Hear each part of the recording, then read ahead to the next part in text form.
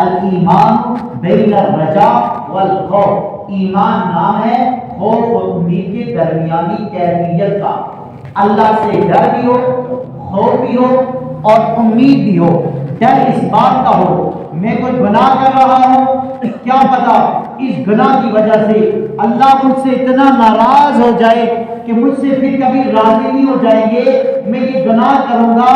وہ رب وہ غفار تو ہے لیکن قہار بھی ہے، کیا پتا اس کا قہر میرے اوپر نہ نازل ہو جائے، کیا پتا اس کی ناراضگی میرے اوپر نہ نازل ہو جائے۔ وہ عزیز و جبار بھی ہے، وہ سخت طاقت والا ہے، میں اس کی جب نافرمانی کر رہا ہوں، کیا پتا اس نافرمانی کی وجہ سے میں اس کے عتاب کا شکار نہ ہو جاؤں، اس کی طرف سے میرے اوپر عتاب نہ آ جائے۔ بندے کو اس چیز کا خوف بھی ہو جب اپنے اعمال کو دیکھے کہ ہاں میرے اعمال تو چند اعمال ہیں، بہت زیادہ تو نہیں ہے، لیکن وہ رب غفار بھی ہے، رحمان بھی ہے، رحیم بھی ہے، معاف کرنے والا ہے، وہ 70 ماؤں سے زیادہ محبت کرنے والا ہے۔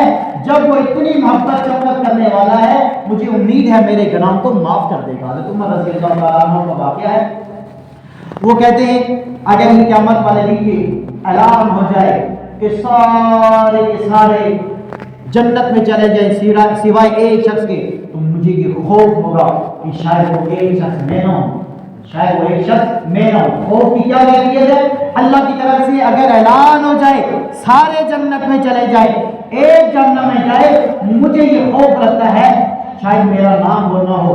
اگر رب رحمان کی طرف سے اعلان ہو جائے سارے جہنم کے اندر چلے جائے، ایک جنت کے اندر چلا جائے، مجھے رب سے امید ہے کہ ہو سکتا ہے وہ میں